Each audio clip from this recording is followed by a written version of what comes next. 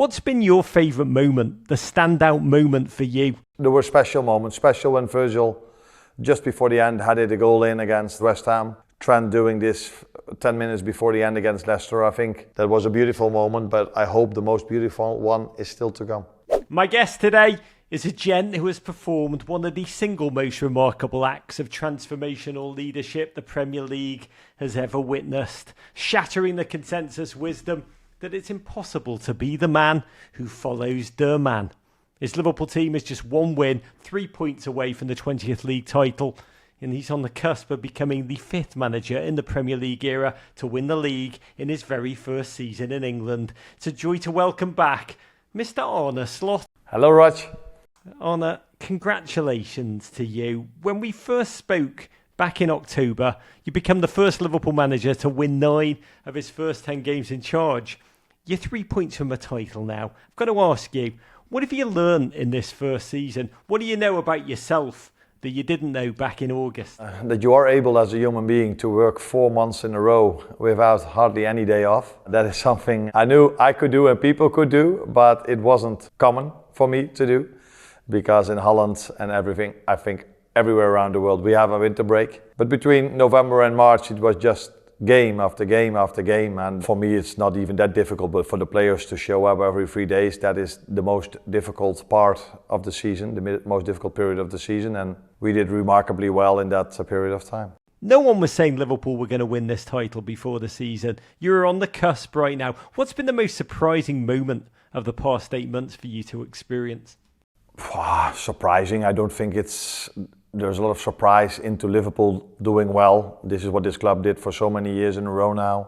They've competed with City for so many years for winning the league. They've competed for the Champions League. They've won it as well. So it's not a surprise that we are doing well. But in the last 2 seasons before I arrived, doing good in the Champions League and doing good in the Premier League, that was difficult for the simple reason that the year before I arrived they played Europa League but they could rest their players, so to be able to show up in both competitions was a pleasant surprise because I know how difficult it is.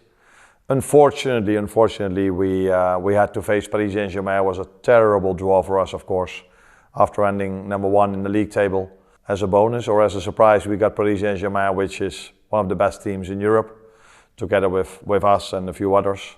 And unfortunately we lost on penalties, which doesn't really feel like losing, but the result is the same. We were knocked out, and that was of course a big blow. You know, in the league though, 33 games, just 2 losses. Arne, you've made the season look easy.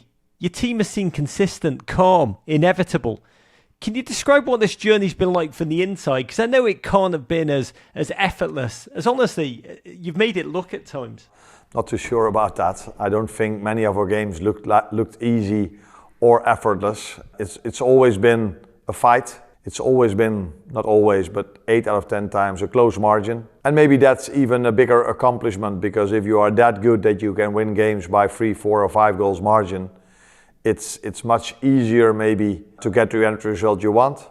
But if you have to fight every single game for a 1 goal margin lead, I think that makes it even more difficult. But it is the new reality in the Premier League. The time that the top 2, 3, 4 clubs win every single game against the number 15, 16 or 17 is probably past us. And that's what makes it even harder to be so consistent as we were this season. Was there any match, any moment, any decision which, looking back, if you could do it over, you would do differently? Probably a few. Would be weird if you make 5, 10, 15 decisions on a daily basis, that every decision you made was the right one to make. I do remember, and now you're asking me, that when we lost against Forest at home, in the last 20 or 25 minutes, I played Trent in the midfield, where at that moment of time I felt maybe he could also be an attacking midfielder. I think I played him as an attacking midfielder, one of the 2 8s, which wasn't a big success at that moment, and I've never did it afterwards again. Is that a mistake, yes or no? I don't know. It took me maybe a bit of time to get to know the players really well. You don't do this after a week, and unfortunately I only had 14 or 15 of them only for 2 weeks before season started. Then you sometimes you try things, sometimes they work out well, Sometimes they don't work out that well, but us losing against Forest did not have to do that much with Trent playing on the midfield, but it wasn't something I did frequently afterwards. Arne, you seem like a genuinely humble man, and football is one of the most ego-filled human arenas. In this glorious year, how much credit do you allow yourself to take? And how much of the team's success is based on what you inherited? If you were asked to give a percentage, what was you and what was Jurgen Klopp? What would those percentages be and why? But I don't think you can say this in a percentage. The only thing I can say is that we took a lot what was already very good over here. We inherited a team that played for the past 6, 7 or 8 years a major part in English football. Player had a lot of qualities. The only thing we had to do is make sure we got as many players available as we could every single time. And apart from that, we wanted to continue on the work Jurgen did and add a few things, but that adding certain things is something we have to do next season again as well. I think our competitors will try to become better next season again as well. That's what they've did in the last few seasons. That's what they're probably going to try next season as well, but that's definitely what we're going to try also. And how much percentage is this different than it was before? It's impossible to say. You're talking about change. Earlier this month, during what must have been quite an exhilarating 6-day stretch for you, Liverpool announced new contracts for the Egyptian king, for Mo Salah, a gent who seems like he can't walk out of his house this season without breaking some Premier League record or other. And your captain, Virgil van Dijk, both will stay at Anfield for 2 more years. We just had the Boston Red Sox manager, Alex Cora, come on. He's an obsessive Liverpool fan. I know he's spent time with you and with Virgil van Dijk. And he talked about how crucial it is for Liverpool to retain those true leaders, not just on the field, but off it, to retain the DNA of the winning culture, even as the squad inevitably evolves. Is that how you see it? Yeah, I think there's a lot of research to be done about the longer the team plays together, the better they start to play, or the more often they play together, the better they play as well. That's why I am not a big fan of rotating the team every single game by 5, 6 or 7 positions, because I think that doesn't help you to get the right automatisms. To keep players is important and vital. We've done this last season, and this is the 2nd year this team is playing together. So that's something that definitely helps with us improving. But as we also know in football or in any sports, it's sometimes good to inject some new energy as well, some new players also. And you have to find a balance. And last season we made the choice to keep everyone. Maybe the new energy or the change was the manager at that time. Yeah, we will see where we are going next season, but we're really, really, really happy that we could keep Virgil and Mo, of course. After the match at Leicester on Sunday, that 1-0 win, Trent Alexander-Arnold unleashing the ferocious volley, delivering one of the most iconic topless scenes since DiCaprio drew Kate Winslet. This week before, it was Virgil van Dijk having his moment. I mean, it's hard to believe the Premier League doesn't have a scriptwriter in these kind of joyful, exuberant exclamation point moments. They're like great theatre, great movies, but better because they're acted out live. What's been your favourite moment, the standout moment for you that you've enjoyed most this season? Hopefully that's a moment still to come. There were special moments, special when Virgil, just before the end, had a goal in against West Ham. Trent doing this 10 minutes before the end against Leicester. I think big players always show up in big moments, and that's what they did. But I can also come up with Brentford away. 90 minutes played, 0-0.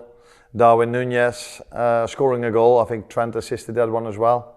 So we've had a few of those moments, of those big moments during the season. Yeah, I cannot pick one. If I really have to, I think the moment after conceding the 1-1 against West Ham, where everyone probably felt, ooh, this is going to be difficult, maybe even to bring a 1-1 over the line. Then the team stepped up, the fans stepped up for 2 minutes, and they were just flying at that moment. And as a result of that, we got a corner kick. When Virgil scored the goal, the emotions that ran through him, through the stadium, through the staff, through everyone, that was a beautiful moment, but I hope the most beautiful one is still to come.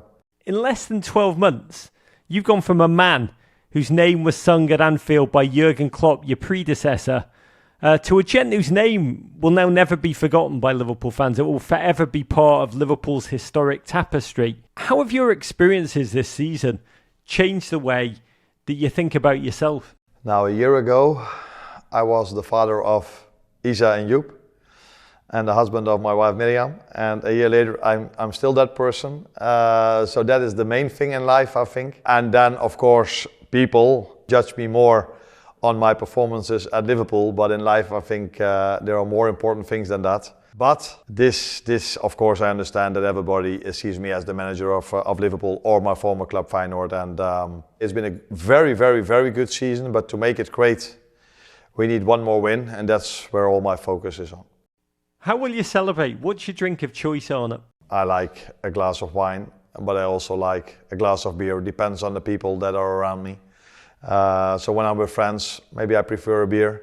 When I'm with my wife or with my wife and friends of us, so then we might drink a glass of wine. Get this man all the Geneva. To you, Arne, to your team, to your success. Thank you so much, man. Courage. You're welcome. Bye-bye.